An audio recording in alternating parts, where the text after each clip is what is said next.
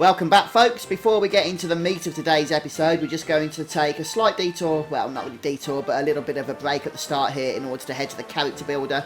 We did go and recruit Jade and Rab at the end of the last episode, so we haven't really spent any time with them since. I'm going to go ahead, invest their skill points to get them started. You can see they've already got some skills learned from the get-go as well. And we'll talk a little bit about their strengths and weaknesses as far as the party's concerned. So first of all, I'll go ahead, spend their points, and then we'll get started. I'll explain to you what it is that I've done. So Jade, first of all then, who is actually a really good character in terms of spewing out raw damage. And as you can see, in terms of weapons, you can either head down the claws path or the spears path. And I've chosen the spears path for one particular reason, which I'll talk about in a moment. But you'll also have access to fisticuffs and allure, which are both good categories just for generally boosting stats and giving abilities such as inflicting status ailments and other things such as that, but also damaging abilities as well. But as I said, to start with here, I've spent her points in the spears tree, and there's some good abilities that you're going to be able to pick up straight away, including cattle prod, which is a nice damaging ability when wielding spears, and of course the standard stat boosting things as well to learn, but also this one here, Thunder Thrust, is a great ability to use against the metal slimes because it doesn't have a 100% hit chance. It's got quite a low hit chance, but it's still going to be better at fighting the slimes because it's got a high critical hit chance.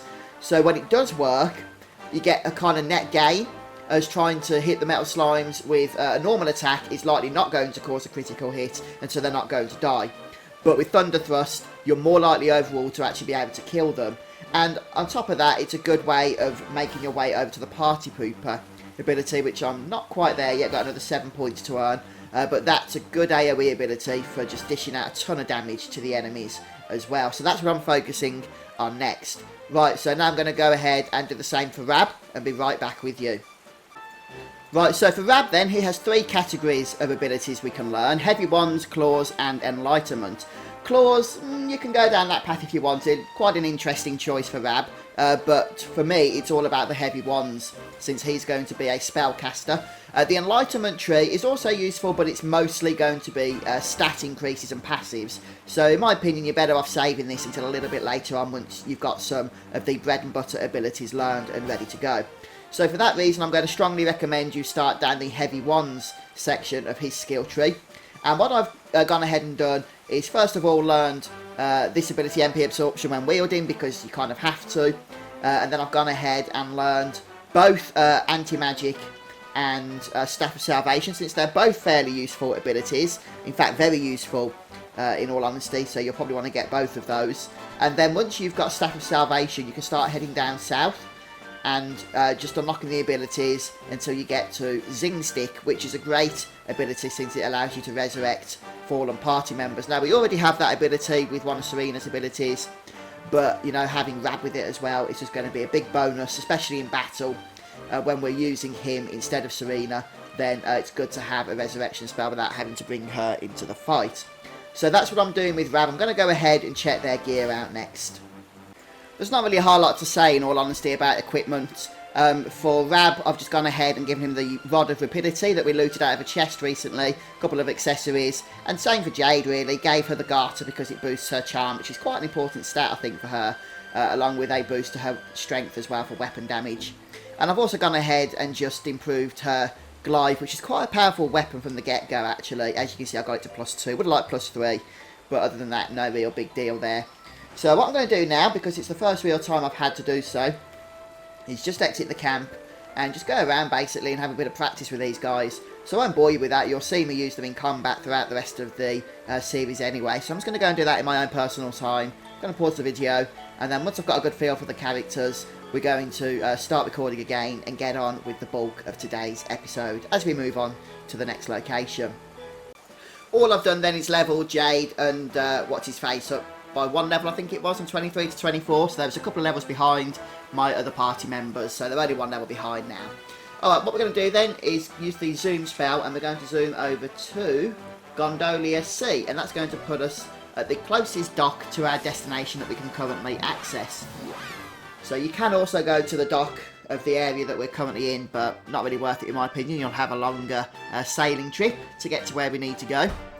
So of course we're next heading towards the Costa Valor, and we're going to be able to reach it by heading northwest from where we land here after the loading screen. Theoretically anyway.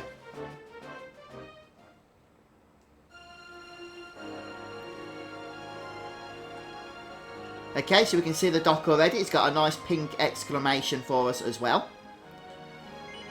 And we're going to go ahead and disembark. So the town is actually quite close to us. And we can actually go there if we want to do so immediately. But as you probably guessed, there's a whole lot of exploring we can do, including getting treasures and another 5 crossbow targets for us to go ahead and destroy. So the crossbow targets I do recommend, of course. Don't forget there is a trophy as well, guys, for getting all the crossbow targets in the game. So especially if you're after the platinum, then you will want to be doing that as we go along. You can do it a little bit later, but then obviously you'll have a lot more ore to do at once.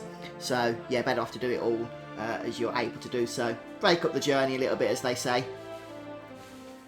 So we're going to start once we disembark in. Might be a cutscene. No, no cutscene. Let's have a look at the map. And as always, we can go ahead and select the sparkly spots if we want to just see those from our current location. You can see that we're starting over in the bottom right hand part of the map. Okay, so towards the southeast section, and the town itself is located pretty much dead centre south, just a little bit across from the centre, Puerto Valor. But we're not going to go ahead, as I say, and head there immediately. We're going to start by going south here and through the rocks. So as you can see, new sets of enemies for us to face off against as well. So by all means, you know, make sure you start killing enemies and stuff, since it'll be the first time encountering them. So sparkly spots here that we'll want to get. And I think there's a treasure chest as well around this area. It might be in the corner actually. Yeah, there it is. No! That's what I want to do. Okay, so that's got a tortoise shell in it. And we're going to go ahead now, nothing else to do in this section, and run back through the rocks here, the cliffs, whatever this thing is, the cave, and start heading north. And as we start to head north, we're going to start seeing, I think, even new enemies. Can we go across here? Yes, we can. Right, so another sparkly spot. We can kill this thing, actually. I do recommend trying to get a little bit of damage on it before you actually enter battle, of course. So I'm just going to go ahead and see if our party members can handle this automatically. And I've got to say, Jade, I'm really enjoying having her in my party. She's so powerful. Her attacks do just a lot of damage. So I think we'll be using her pretty much all the time. And the good thing about having, 7 party members now, is the fact that we can actually switch them out once they get into pet state. If we want to, you know, go for certain pep abilities that require specific characters in pet state. Not a whole lot of experience, sadly. Anyway, this is what we came for. The Maiden's Favour there. Right then, so we're going to just head back over to the sea. Let me just check. Yeah, can we go up this path here? Yeah, we can. That's pretty cool. Oh, I love this environment. Something like out of Avatar, isn't it? Let's go ahead and kill the pink ghosty thing as well. So we'll take care of these. Hopefully shouldn't be too much of a problem. Well, they're actually really easy to kill.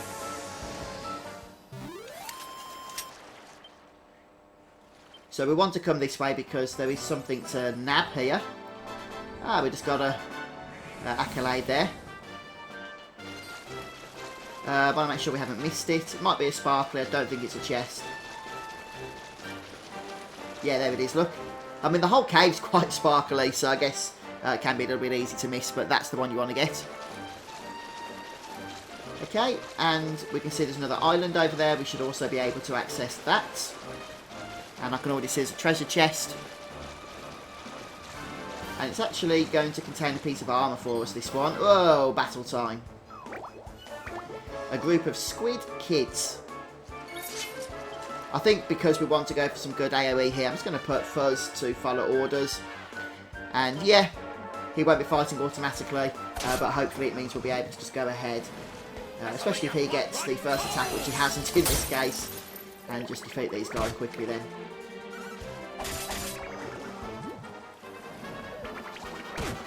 Using Zap or something along those lines is pretty much going to do the job. So a lot of these enemies seem to be fairly easy actually, I've got to say, a little bit easier than I expected. Right, we're getting some new items though. Okay, so I was talking about this item here. This is actually a piece of armour. And one that you're probably going to want to put on one of your spellcasters, whichever one you're using really in battle. So I'll probably stick it on Rab for the time being, but I'll just do that in my own time. In fact, before we do anything else, I think there's a crossbow target around here somewhere.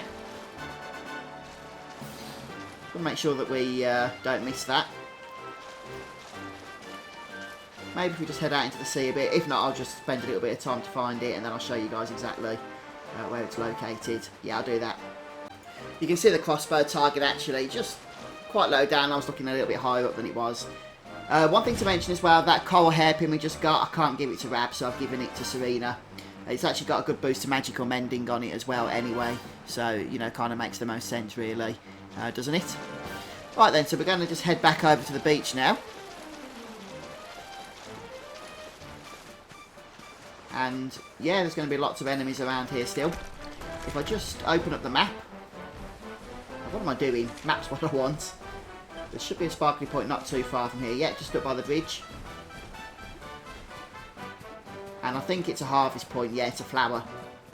So we'll nab that next while we're here.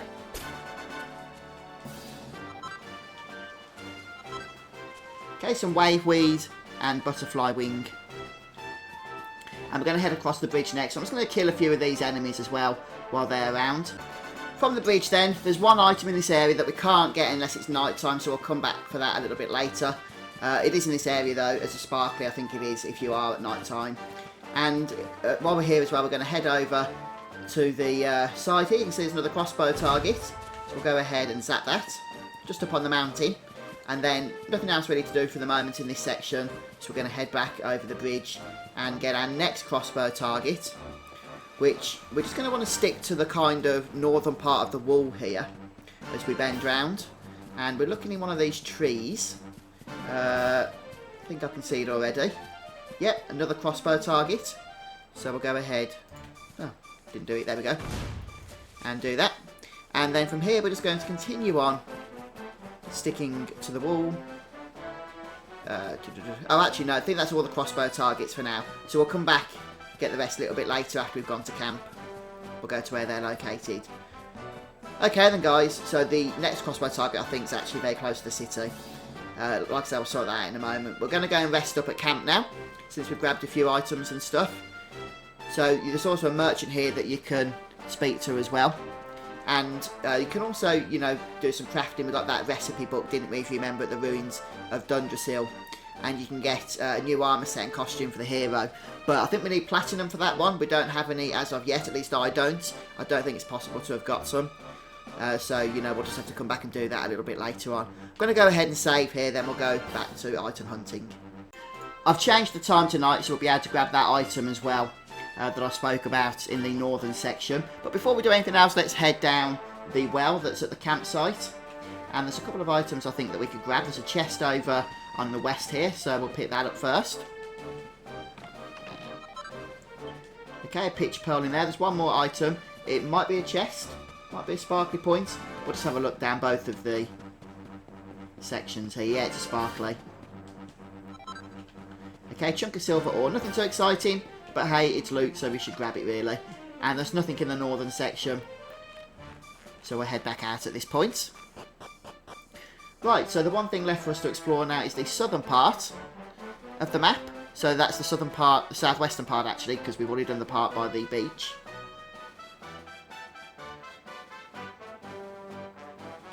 I'll grab that item that's up north a little bit later, since I've already told it about it. You know, I've made you aware of it anyway, so. Yep, down here. And then we're just going to look to the left as we come into this big open section. Some ore for us to nab.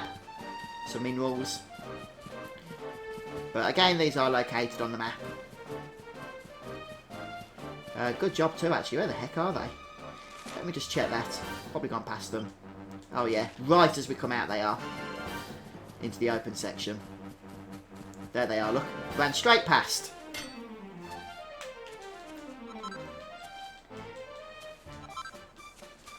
So still the usual from these mining points. Silver and copper. And as we go down here, there's actually another crossbow target. I did mention it to you, didn't I, if you remember. It can be a bit of a pain to find. I think it's a little bit further down. Ah, there it is. Oh, that wasn't too bad then in the end. Right, so finally, just a couple more sparklies to get. Okay, one at the end of this section, so we'll get that while we're here. Try and avoid these enemies if I can. It just makes my life easier, to be honest with you. I don't recommend that you avoid battles, in all honesty, otherwise you could end up getting out-leveled by the different areas that we go into.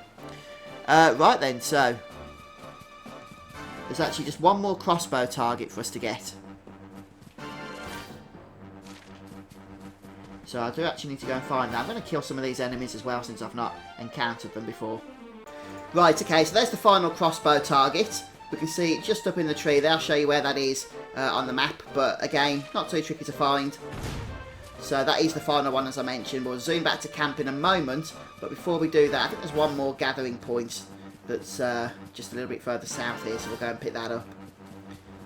And I think it's a plant or a tree or something. Yeah, there it is. I can see it sparkly. So it's of the tree variety. Okay, and I'm going to go ahead and zoom back to camp.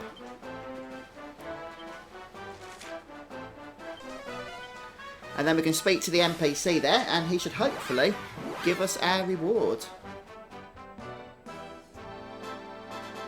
And as you probably guessed, it's going to be another seed. Where is he? There he is, hiding next to the well. Well, another 5 crossbow targets down. We get actually 4 seeds of sorcery. Okay, that's the Puerto Valor region sorted. And since we're back at camp, just before I rest up and save, I am just going to head up north and grab that item. I might as well show you where it is as well. I think it's on the map though. I'll check myself in a moment. Nope, they haven't respawned yet. So remember, this sparkly only appears at night time, and it's just above the path. Yeah, I can see it now. Actually very close to the crossbow target that we collected a little earlier on. Yeah, Sprig of Narcissus. Okay, so I'm going to go ahead now and zoom back to camp once more and save up. I think we'll rest up, save up, and then proceed into the town next time. So thanks for stopping by and joining me today, guys. Hope you've enjoyed watching. We've got another set of crossbow targets at least. Grab some treasure as well. So hopefully it's been helpful to you. And have a great day. See you next time. Take care, everyone. Goodbye.